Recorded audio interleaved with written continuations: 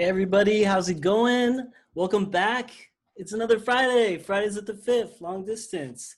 I think is this our 8th week, Faith? Is that Mm-hmm. true? Oh my gosh, we It's are real. on the 8th week. Okay, so before I get ahead of myself, my name is Orlando Morales. I am the Director of Education and Engagement at the Fifth Avenue Theater. We're so happy to be back. Hope y'all have been staying safe, home, washing those hands. I use he, him pronouns, and I am also joined today by another Fifth Avenue Education staff person. Hello, I'm Faith. I'm the Education and Engagement Assistant at the Fifth Avenue, and I use she, her pronouns. Amazing. Well, so Faith is going to be acting as our stage manager today, fielding your questions as best we can in the time we have together. Before we get started, let's remember that the Fifth Avenue Theater is on the traditional land of the first people of Seattle, the Duwamish, and we honor and thank them.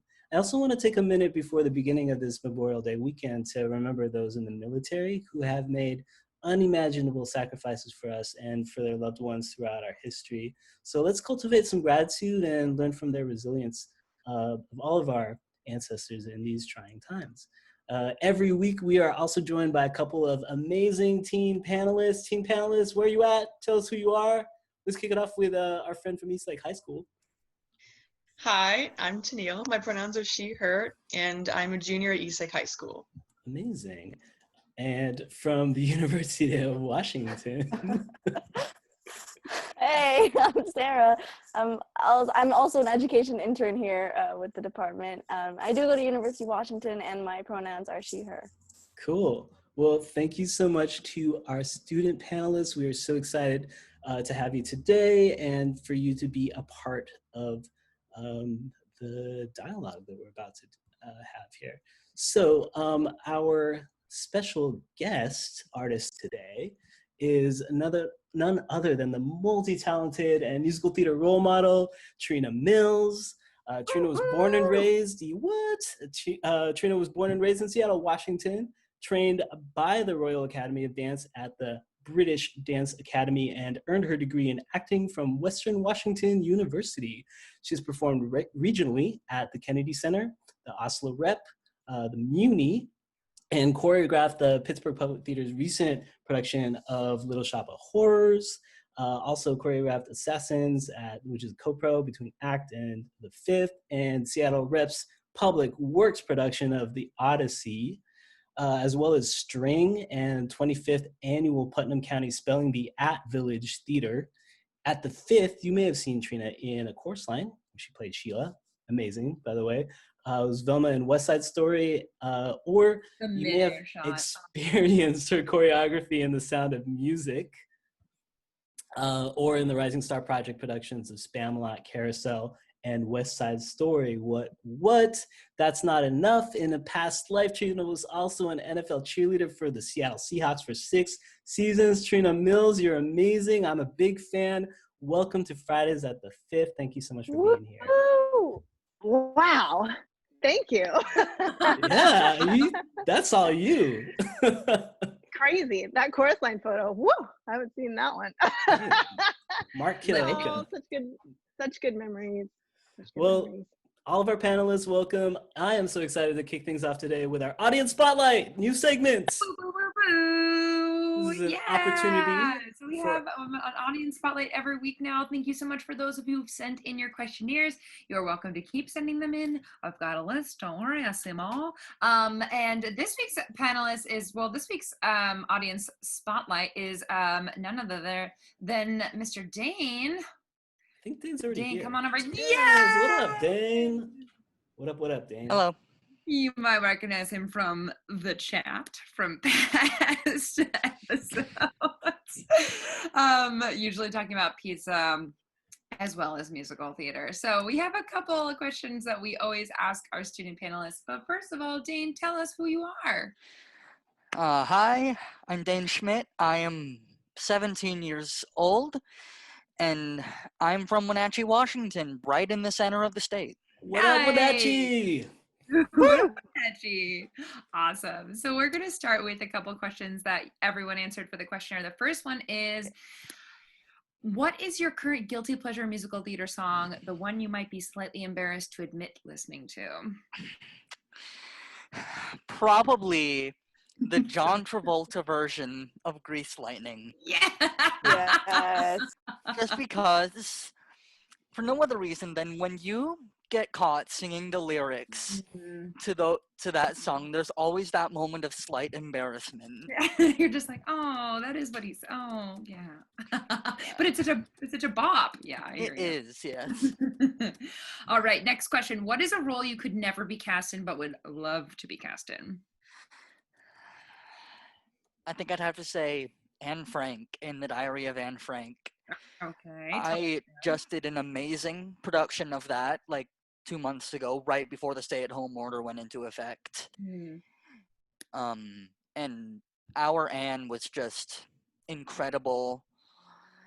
And yet that is such a role that is inspiring. It really carries the show. I mean, that energy from that role really can affect and really change the course of the show. And the source material is just so incredible. I've probably read it like 4 or 5 times. Nice. All right, last one. What is your, well, I said pick your prologue, but also sort of like elaborating to the larger album. Pick your Into the Woods cast album. We have for Broadway, London, and the movie. Which one did you go with? Still the nerdiest question. Broadway. I know, I love it so much. Broadway. Oh, it just brings me so much joy. Original Broadway cast. And I think you had a one-word answer as to why. Bernadette. Yes! Yes. Okay. We are going to end this off with a little shout out. Who do you want to shout out today? I'd like to shout out my mom, my dad, since we were just talking about them, my amazing Anne Frank castmates. Hi, guys. This is probably another thing you guys have seen me talking about in the chat a lot. Michelle McCormick, who directed my production of Fiddler on the Roof, and who I've gotten to work with for the past 5 or 6 years.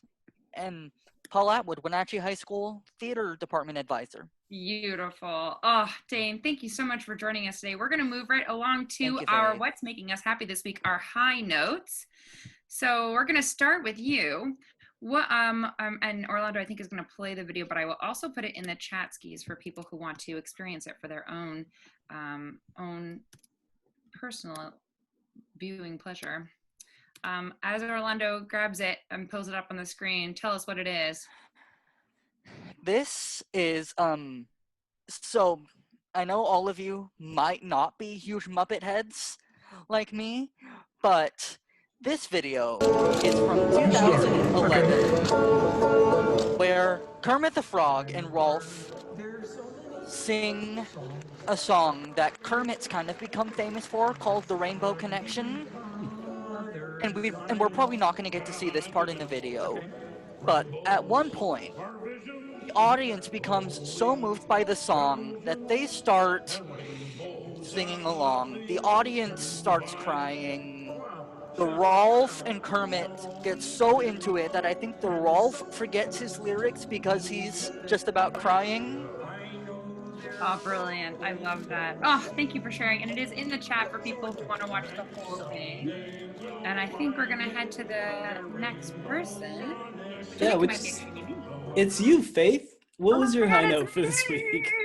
Mine is really short, but it is PBS has put out a bunch of new free musicals, plays, and concerts that you can stream online. We'll put the link in the chat for you. I am particularly excited about Pipeline, which is a really cool play that was on Broadway that I never got to learn much about, but is about the school to prison pipeline issue. So there are some fun ones on there. Sondheim, Ben Platt, but there's also some cool serious stuff on there too. I also peeped Leonard Bernstein's Mass, which is like this thing that you don't really see a lot, and I'm super excited about that. I'm going to check that out tonight, actually. Cool, thanks, Faith. So PBS streaming, check it out, y'all. Next up, Sarah Burke, what was your high note for this week? Some bananas, blueberry, gluten-free muffins was my high note for this Come week. on now, come on, muffins.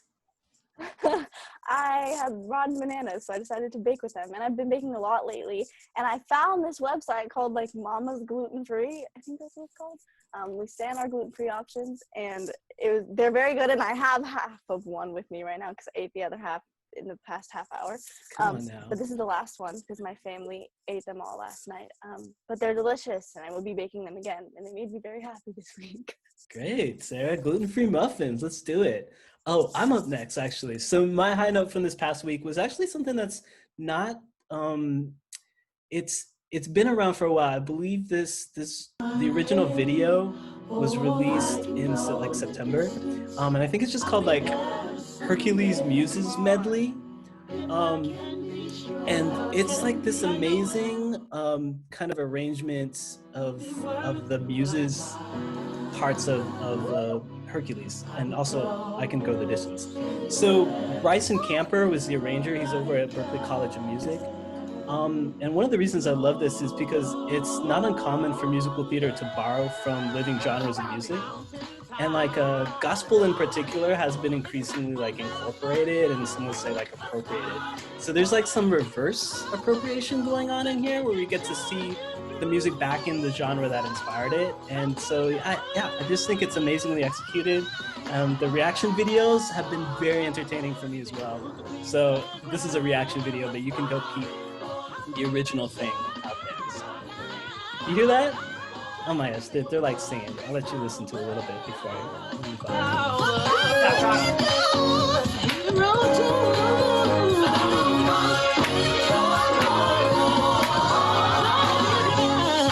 Yeah, it's just so good. So I recommend it. Check it out. It's just amazing. And I love Hercules, so. Let's kick it over to Tennille. Tennille, what's your high note been for this past week? Okay, so over the past couple of weeks, I've been binge watching the character studies from Broadway.com on YouTube.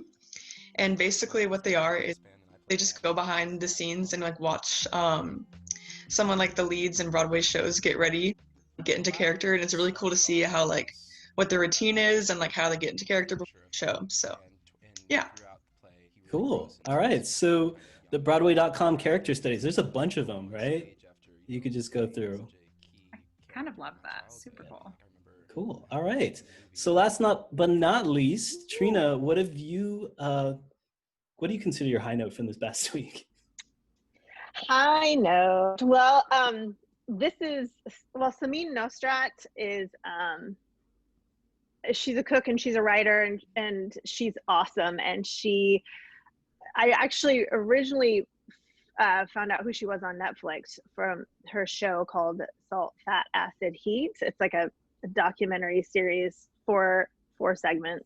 And she's brilliant and she's hilarious and humble and a great cook and awesome spirit. And I love to cook and I love learning about other countries. And I was a huge Anthony Bourdain fan. We lost him, unfortunately, but Samin is kind of in that same vein. And so I've been binging on her. And I wanted to add one thing at the end too. I just remembered I've been taking vocal warm-up with my girl Mandy Gonzalez on Instagram weekly. So anybody can do it, and you should check her out because she does a short warm-up and she's awesome. And yeah, she's there for everybody. So that's so great. Those 2 things. So yeah, Mandy Gonzalez warm-ups on Instagram. And then also Samin Nosrat's new podcast with Rishikesh Sherway. I also was looking at some of the guests on there. It's like Yo-Yo Ma was on there, W. Kamau Bell, Wesley Morris. Like there's some amazing, like not necessarily like chef guests. So that's right. Pretty dope. I'm into that. Well, thanks everybody thanks everybody for sharing their high notes. These things that are giving us a little bit of joy and hope during these interesting times. Dane, thank you so much for being our spotlight and for visiting us today. Thank you for having me. Yeah. See you later. Thank you, Faith. Thank you, We'll Orlando. see you around. Say hi to everybody out there in Wenatchee. All right. Take it easy. All right, Faith, I'm kicking it to you for your weekly, or do you have it? Oh yeah, Awesome. my weekly statement of Yes. facts. Yes. Da, da, da, da. So as many of you know, oh, I just had to double check that I was not muted. I wasn't muted. Oh, nice. We're getting there. Air high five. As many of you know, Fridays of the Fifth is a program dedicated to bringing together students who want to learn more about the craft of musical theater. So whether you're just curious or deeply passionate about musicals, like you can answer questions about your favorite prologue from Into the Woods. We want to empower you by giving you a chance to interact with theater professionals who have dedicated their lives to this work. So that's what we're going to do, even though we can't be in the same room together. For our audience, please don't be shy about dropping questions about theater life in question and answer box, but also in the chat. I will find it there too. Heads up, we do love questions that start with the word how, like how do you survive a dance audition? That's a great question. Well, Trina, again, thank you for being here to kind of delve into this topic with us and any adjacent topics that present themselves along the way. I know dance auditions, and I can't speak from so much. I think I had one dance audition when I was in middle school, which was for a production of Fiddler on the Roof. So many Was it? Filipinos in that Fiddler on the Roof. But besides the point. So, you know, that those dance auditions, they can be very intimidating for the uninitiated, and even for people with years of dance experience. You know, an audition environment is kind of unique, and it comes with its own cultural practices and you know, expectations. So Trina, do you remember any of your early auditions and what you found challenging about them? Yes. How about I speak about my first professional audition in Seattle. So I guess I started I'll say I started dancing when I was 3 years old. So I've been dancing. That is comfortable for me. I know how to get into a class and do what I need to do. And then I went to school, got my degree in acting, and did mostly musical theater. While I was, not all, but mostly musical theater productions while I was there. So I had a little bit of experience with auditioning, but in school it's much different than it is in the professional world. My first professional audition was at TPS downtown Seattle for the Fifth Avenue Theater for West Side Story, the first production that well, not the first production that they've done at the Fifth, but in 2007, I think it was 2006, 7. I walked in and could tell that a lot of the people there knew each other, and I didn't know anybody, which is actually a really cool thing, I think, about Seattle in particular, is that it's like a family. You know, once you meet folks in this community, there are people that you'll keep running into and keep seeing, which is now very comforting. My first time, I was like, oh, I'm not in this family yet, right? Everybody's real nice though. And I just remember the greenness of it, me kind of not knowing what was going on, probably it was helpful when I try to peel off my my filter that I see auditions through now and try to think back about how that was when I didn't have that filter. It was probably really nice and freeing to just go in and be like, here I am, this is me, you know. I was at the very final callback for the Shark women. So I had missed out on it, but I sent my headshot to the wrong physical address. I was late. I missed the deadline. Somehow it was all meant to be, but I got into that room, and so it was a small group of ladies. It was like 5 or 6 of us, and it was super stressful. It was super stressful, and I think that it just is. It always is. Nerves are a good thing, but I also think that not knowing as much was probably kind of helpful in that moment. It was good though. It was you go. Dancing is what I really, really know, and so there was as new as it was to me, there was a comfortability there too, because I was like, okay, I know how to point my toes. I know this is kind of this is familiar, you know? Yeah. And so you started talking a little bit about like, you know, the headshot situation and, you know, are Mhm. there any things that you were like, okay, so you did grow up dancing, but then when you started getting into the theater world, they were like, oh, okay, this is funny and this is something that matters here. That is, I'm gonna have to figure out how to, you know, make this a part of how I understand the world or my practice, I guess.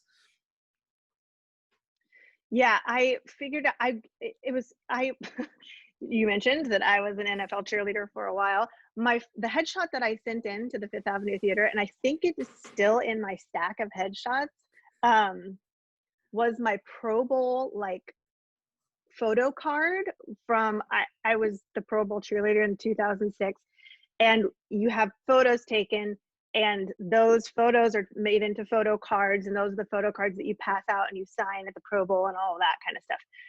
I picked one of those out of a stack that I had, and I shoved it into an envelope with my resume, and I sent it off to the Fifth Avenue Theater, not knowing any better. And I think that's another moment of just the greenness being working for you. You just got to do it. You know what I mean? Even if you think that, you know, since then I've gotten professional headshots taken and I've, you know, but at that moment I was a barista on Queen Anne Hill, and you know, I didn't have hundreds of dollars to fork out for headshots, and I don't want to date myself, but phone cameras were not what they are now, and so I just, you know, I took what I had and I made it work, you know. And the more you learn as you go, and people are, especially in this city, are so kind.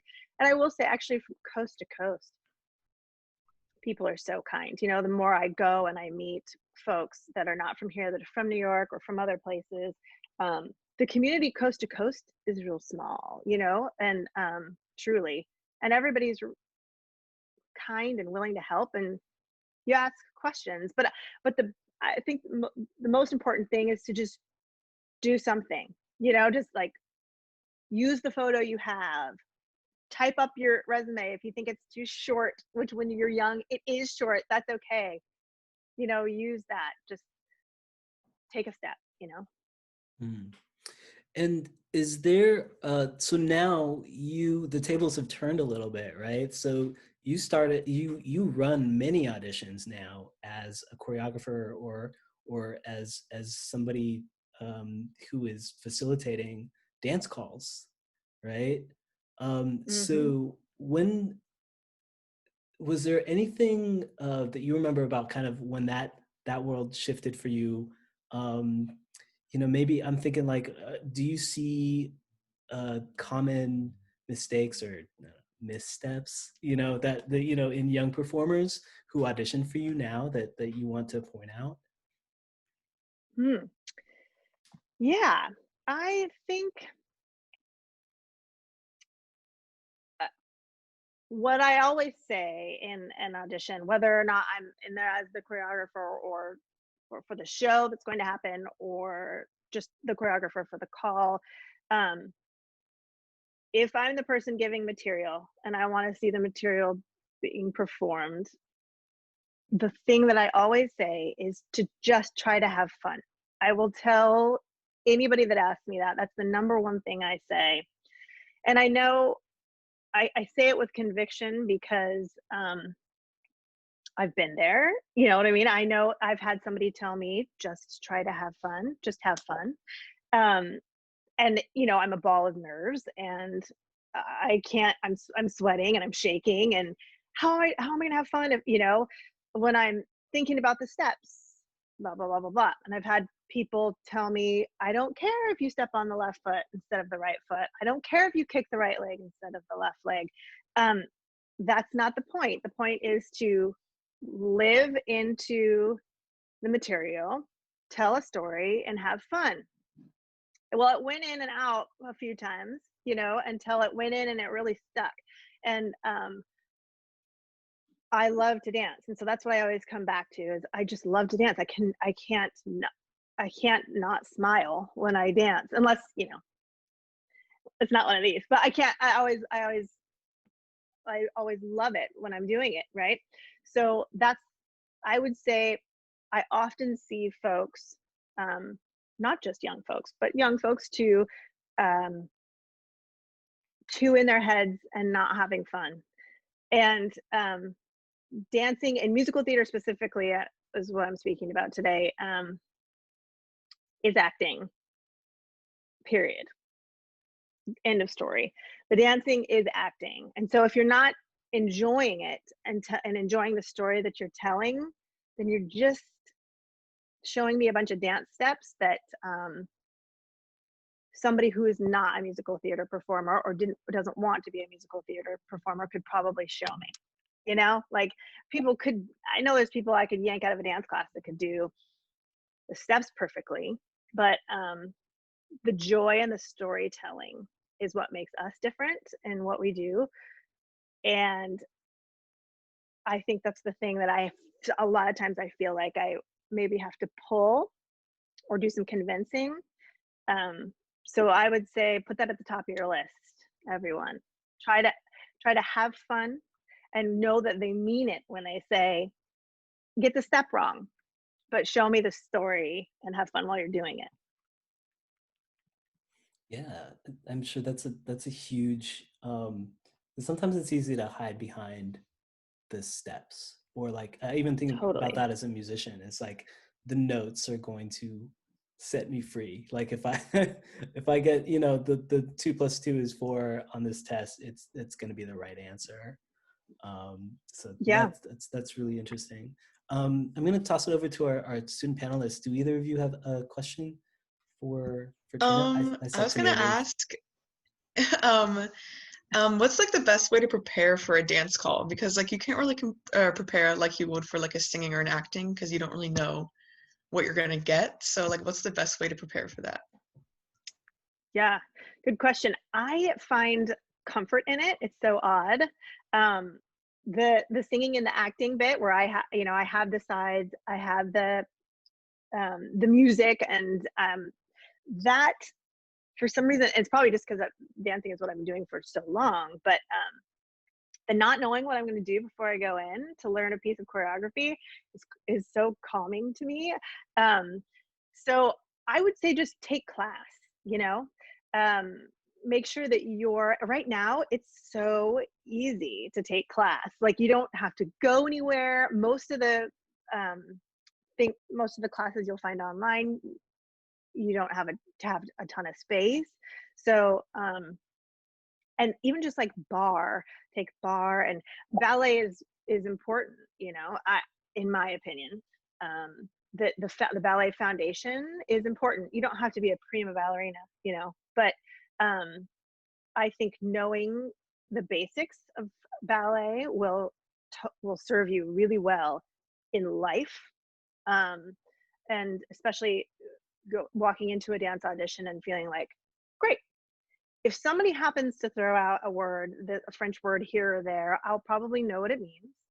Um, and you will have worked on your flexibility with ballet too, and that'll make you feel more comfortable. I think just as much as you can do to get into different kinds of classes, and hopefully a ballet one and there will make you more prepared for a dance call, seeing as how you don't know what you're getting yourself into, really. And then also do a little bit of research. If you do know exactly what you're going in for, what show, or if it's a specific part.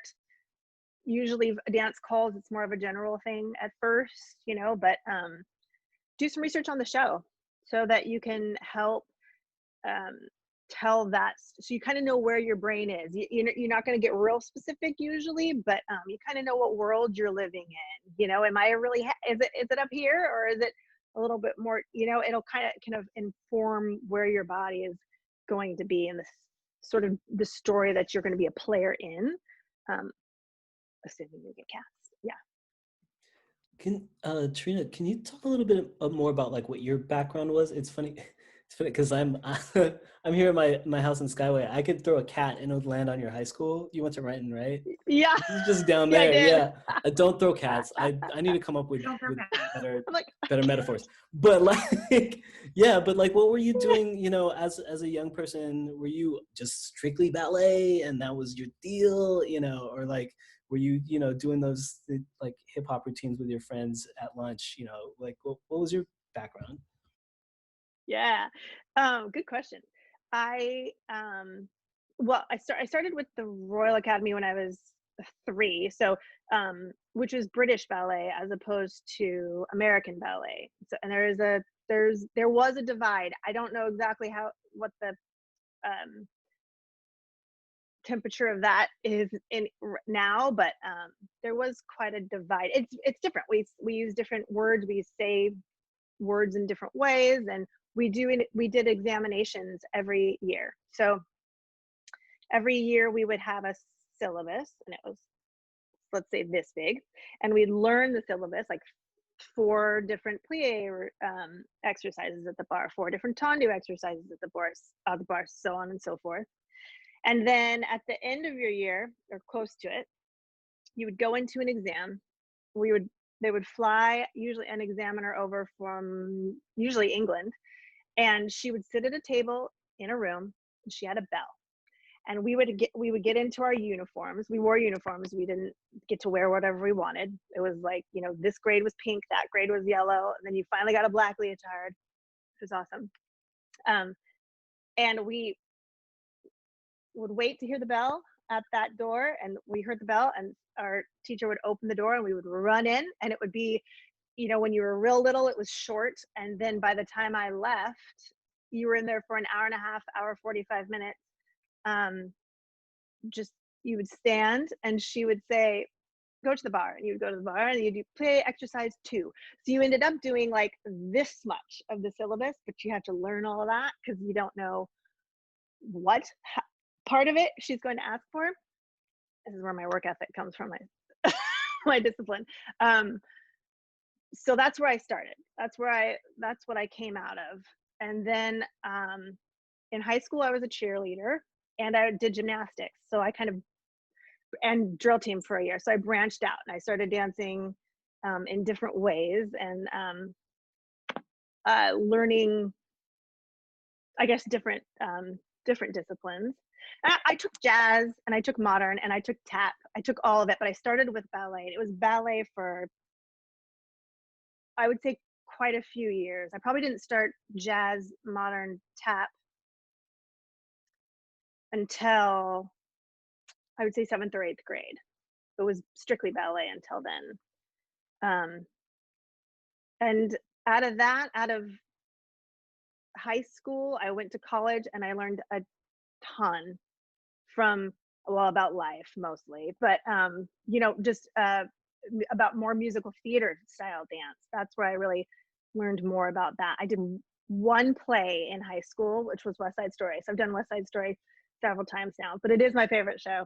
And I realized I loved that then.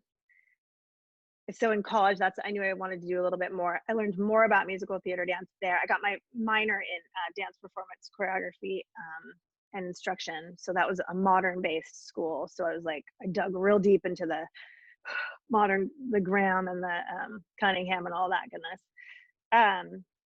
And then I danced for the NFL. So I've done all sorts of, probably the least amount of hip hop though, Orlando. That's probably what I've done the least of. I need to do more. But I've done a lot, but it's my foundation is strictly in ballet until I was probably 12 or 13 years old. So at least 10 years of just ballet.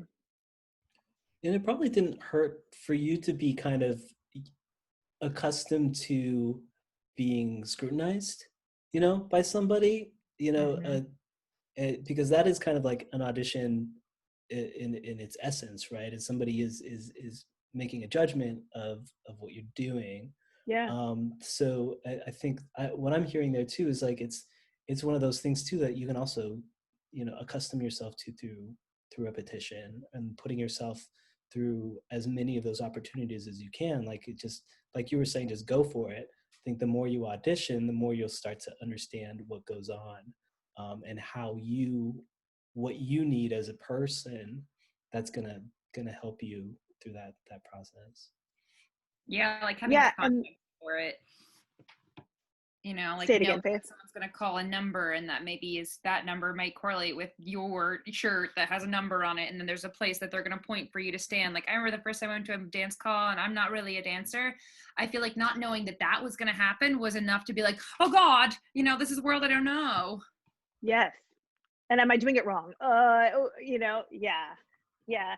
It's it is its own world for sure. And I think that did, thinking back, I've done nothing else. You made a good point. You actually blew my mind right there, Orlando, thinking about like, yeah, I've been in front of a table in some way for a very, very, very long time. And to tell you from experience, I'm very far away from 3 years old, and I still get nervous. So what the thing that I have found, I had a friend tell me not that long ago, actually, probably during a chorus line. We're standing on the line, and I was just so nervous. We were in rehearsal, and I was just so nervous. You're just standing there on that line, and there's nothing to cover you. Nothing. I had a new, like, they came in and matched my skin color for my leotard. So there's really nothing between me and an audience, which is a moment of very, very, I was very nervous. And she said, try to take those, don't try to stop the nerves. Don't try to stop that, because that's a natural reaction. That's a natural occurrence in your body, right? Your heart starts to beat harder and faster. You might start to sweat. You might get a lot of saliva or none. It might go either way. You want to fidget. If you want to flee, either you want to fight or flee, right? So she said, don't try to stop it. Let it roll, but change your thought process from I'm scared to I'm really excited about, I'm happy about this thing, right? Yeah. And I was like, oh, she said, yeah, it's a really similar feeling. And so I started thinking about it, and I was like, you're absolutely right. It feels almost exactly the same when I'm like so excited I can't stand it, and when I'm like, oh, I'm so nervous I can't stand it, right? So if I just kind of switch that in my brain, I started to switch that in my brain, and literally had to tell myself, like, it's not something that I could practice and just it happens. I have to tell myself that, but it really helps me anyways, in situations where I'm like, because you always get nerves. I really like that. Like there's almost a degree of acting theory in there a little bit too, of like, this is the emotion that you feel. These are the biological things that you feel that are associated with this emotion. And so let's channel that into something different. Like that nervousness could be the same nervousness that you feel like on a first date. And that's like a positive thing, and so that's really interesting. Hey, Sarah, do you have a question for Trina? I mean, I think the answer is pretty clear to my questions. It's just getting repetition. But one point I wanted to kind of make is, at least for me, when I'm in dance calls, even I did a dance call with Trina, and you being Trina, kind of gave me a good tip when I was in it. And I remember it still every dance call. I'm like, don't remember not to mark your moves, because when I'm learning, I'll mark it all, and then we're going through, like, really running through it, and I'm like, okay, it's time to go. But in my head, I'm doing it full out. Like, say it's a move, your arms are supposed to go all the way out here. I'm kind of like this, and I don't realize I'm still marking it when I'm marking it. So one thing Trina said to me was, like, Sarah, do it full out for a second. Can you stretch all the way down to the floor? The move was like really a big stretchy move when I wasn't doing it. But I did it full out, and I didn't realize I hadn't done it that way before. And then she said, see, I could have walked out of this room and not known you were able to do that. And then from that moment, I was like, stop marking. Oh my gosh. And then I ended up getting the role. And so that's the biggest piece of advice I've received from Trina, among many others. Yeah. But I think, well, and you did it. You did it. As soon as I asked you to do it, I was like, no, do the step that I asked you to do, and do it full out. And you nailed it. So yeah, that's it's always there's always a time for marking. There's a you know, and usually a choreographer or somebody will tell you, hey, don't worry about giving me 100% right now. I just want us to like, this is for you, or whatever, drill this. We're going to do this a bunch of times, so save yourself. They'll usually be real clear about that type of stuff, because there are some calls. I remember a call, the Secondhand Lions call, I think, that Josh Burgos, it was the only Josh Burgos call I've ever been in, and I came home with bruises from head to toe, and it was the most awesome, fun thing. But and us dancers be like, oh, I got my bruises, but I I earned them. But I remember, you know, him being like, this is gonna, I'm gonna want it full out in a second. So, you know, like, it was just, there are moments, even if somebody doesn't say that, um as you grow as a performer, you got to learn how to police yourself on that. And if you know that your left hip is injured, or if you know that your right knee is a problem, and you've only got, you know what I mean, and as you get older, this becomes more and more of a problem. But just know your own body and know what's safe for your body. And if you're in class a lot, then you should be in tip-top shape, especially, you know, at most of y'all's age. But just know what you can do and what you can't do. But I highly recommend you to never mark your arms, at least, even if you're going to take the feet down to the legs down to like 75%. Always mark your port de bras, your arms. Always execute your arms, your port de bras full out, because those are usually at your disposal, and they do a lot of storytelling themselves. You know what I mean? Your upper body and what you're doing up here is a lot of storytelling. So and line too, you know. So keep those arms full out, even if you're giving your legs a tiny break here and there. Good tip. Good to know. What do you look for, Trina, when you're running a dance call and you're over there with your clipboard or whatever you're using to take notes? What are you looking for, you know, specifically? Yeah, what are you looking for? Yeah, I think that kind of goes back to telling the story and enjoying yourself. I think that most often I'm not easily wowed by somebody kicking their face, or somebody busting out a quad pirouette when I only said I need a clean double, or you know, somebody looking me dead in my eyes. That's not usually, you know, that's not usually something that, or, you know, like, you know, they're like looking me right in my face, and that type of thing. It's not,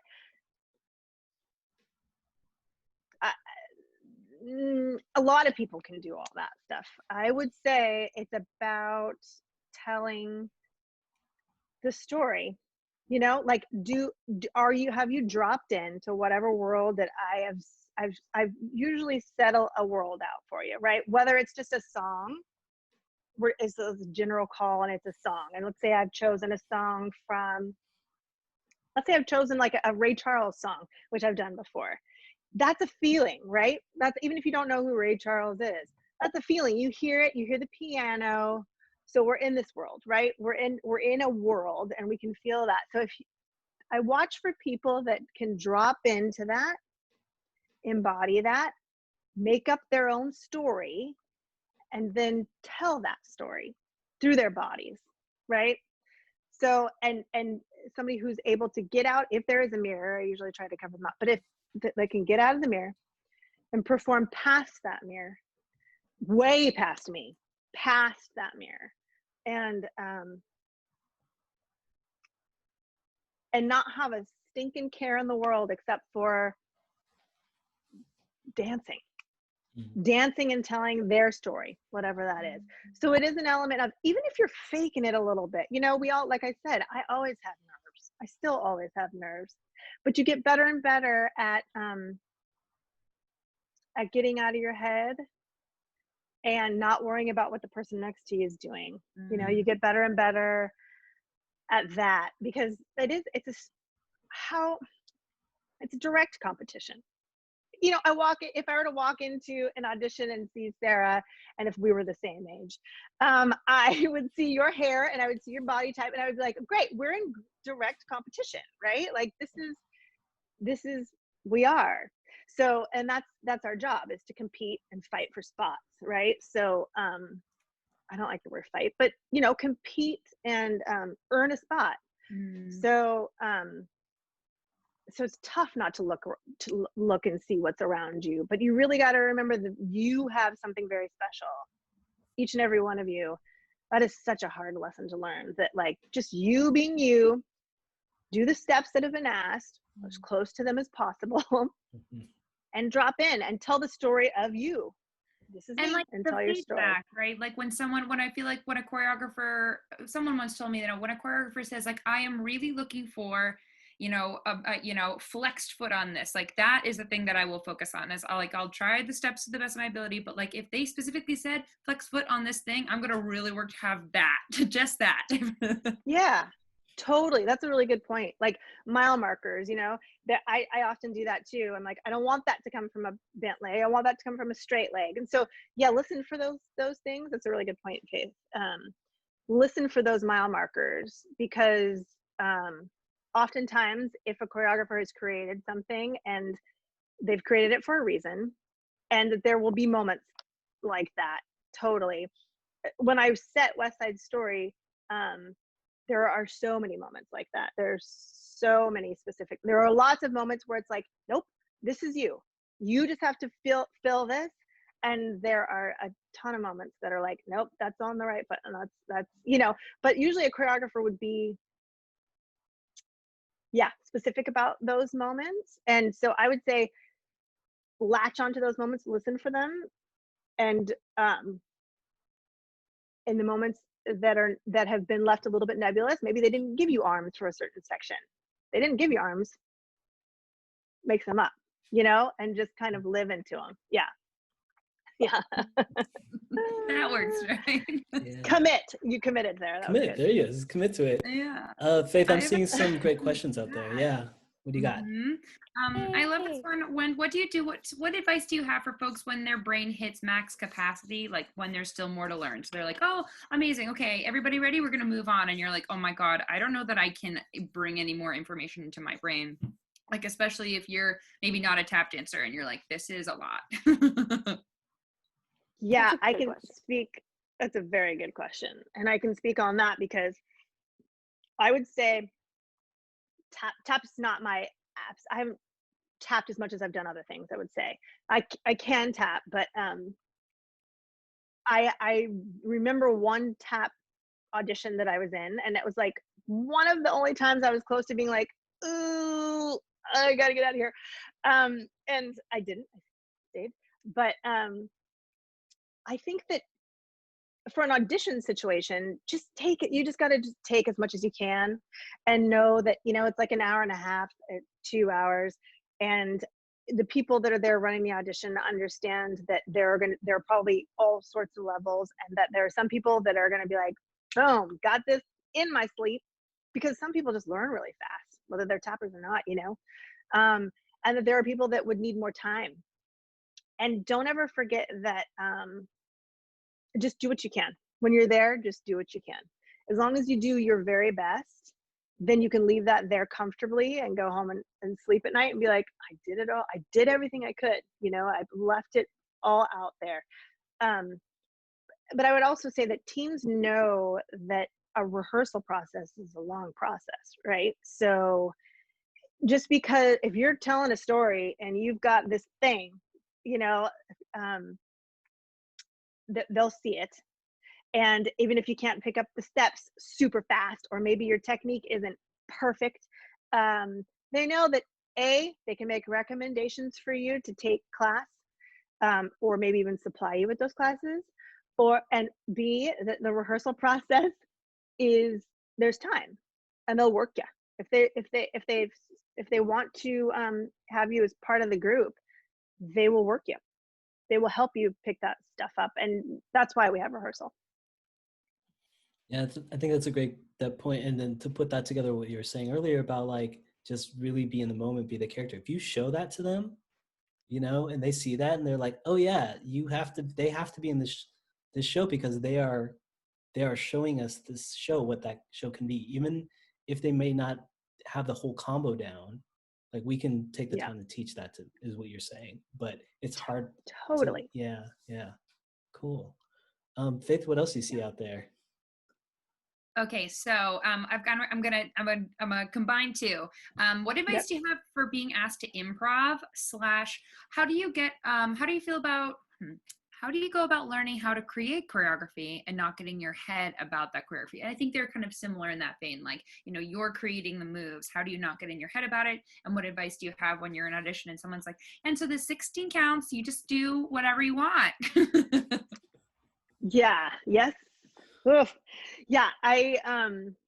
It's funny because when I'm on the when I'm on this side, yes, arms. When I'm on this side of the table, I'm like, and then that's next 8 counts yours. And when I'm on that side of the table, it's like, oh, 8 okay, what am I gonna do? So I would for choreography, I just really feel like I have to sit with it for a long time. I have to sit with the piece of music. I have to listen to it a lot. My my mentor and good friend Josh Rhodes is one that I model myself after. I try to. I've learned a lot from him, and he listens and sits with pieces of music for a long time too, and things just start to pop out. Right. What I can't do is force it, because when you force something, then you're just making up steps, and when you're just making up steps, nobody's telling a story. And if nobody's telling a story, we don't have a show. You've got a concert.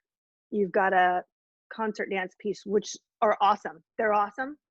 I did a lot of them, but they're different than musical theater. So I just have to, I have to let it come to me, and I don't rush that process, which means you got to start early. If you have a deadline, you know, you got to start living in it, and listening. And in terms of improv, just really try to, the more you can just move, the better. The more you can just move and like listen to, I mean, not not in that moment, but like in general, if you can give yourself moments to improv, take, you know, put on some music and just do it, just try and move your body, then then you become more comfortable with doing that, you know. And a lot of times in an audition, if somebody wants to see a trick, they'll ask for it. If a choreographer needs a tumbler, they'll be like, great, does anybody tumble? And if you raise your hand, I'm gonna tell you right now, you better tumble.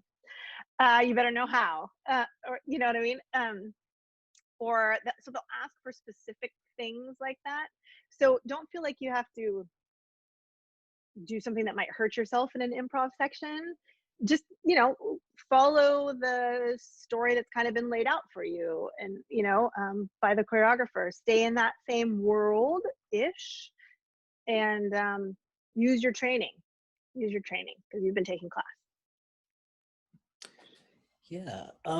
One, it's interesting too, because me as a music teacher, in musical theater, try to remind, you know, students that the music that we use, or like the traditions that we see up on stage, are borrowing from actual music or singing traditions that happen out in the real world, like outside of the theater. And I think the same thing happens for dance. Like people dance outside of musical theater, and that's actually where Yes. musical theater is getting its inspiration from. So as much Yes. as you can be involved in non-theater types of dance or singing, or, you know, that's going to Yeah. help you. Yeah, I agree. I say that too a lot. I'm like, be a person, be a human being, as well-rounded as you can be. That will only help you in musical theater. That will help you in your acting, which the singing and the dancing is acting as well. So yeah, try to learn things about life. and Speaking of live. being a human, I'm wondering, we have a very pragmatic question that I think would be really helpful to people. Lucy says, Okay. more specifically, after a dance call, do you like it when auditioners come up and say thank you or talk to you, or do you not like to be disturbed? I think that's like super pragmatic. Oh, Nice, Lacey. Lacey. Boom, boom, boom. Lacey girl, hey girl. You know what? I think it's wonderful. Like I would not tell somebody not to do that, and I wouldn't tell somebody that they needed to do that. If I always feel at the end of a call, if I'm leading a call, I always feel humbled. You know, like, wow, you guys just worked so hard and you're happy about it and you want to say thank you. Great. At the end of dance class, always we would curtsy and say thank you at the end of our ballet classes, right? So it's kind of that I grew up in, makes me just fine with it. I'm sure every choreographer is different. And if I gotta go, I gotta go, and I just go, you know, but I think that that's absolutely fine and lovely. And a choreographer might not always have feedback for you personally, especially if it's a big old dance call. They're doing a lot of work, and the casting director, they're doing a lot of work up there, trying to keep everybody straight and everything straight. So if, you know, they don't have any specific feedback to give to you, don't take that personally, for sure. But I think a thank you, it's lovely. Yeah. Hey, Tanil, do you have a last question here? This is more of a personal question. What would you say your favorite style of dance is, like overall? Oh, ooh, gosh, that's tough. That's tough. Because there's so many different genres. Because I love to go out onto a football field and swing my hair around, but you know what I mean? Like I Me love to too. do that. Like that is right. I know. Like that's so it's its own genre, but it's so much fun. But on the other end of that, like I really enjoy Candor and Ebb shows. Like you know what I mean? Like Cabaret was one of my favorite shows I ever did. And I also loved Chicago, doing like Selbach Tango was probably one of the most fun times I've had on stage. So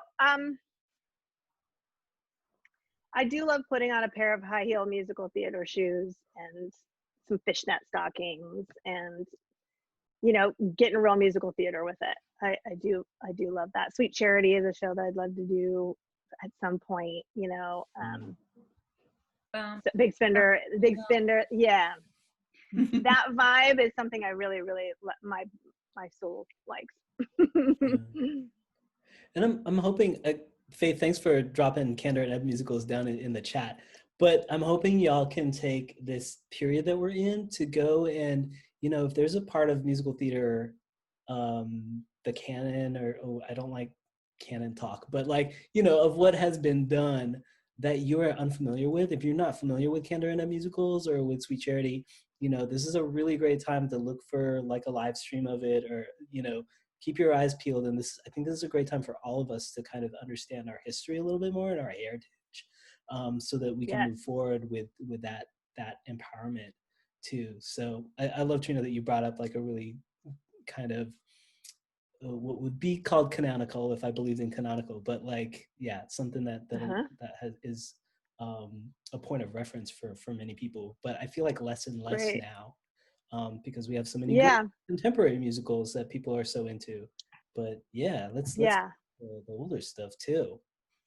Well, check that history. Yeah, check that history. There's a really interesting question here that we can't get into because we're at the end of our time, but it's about non-binary performers. And I just want to put out there that there's a lot changing.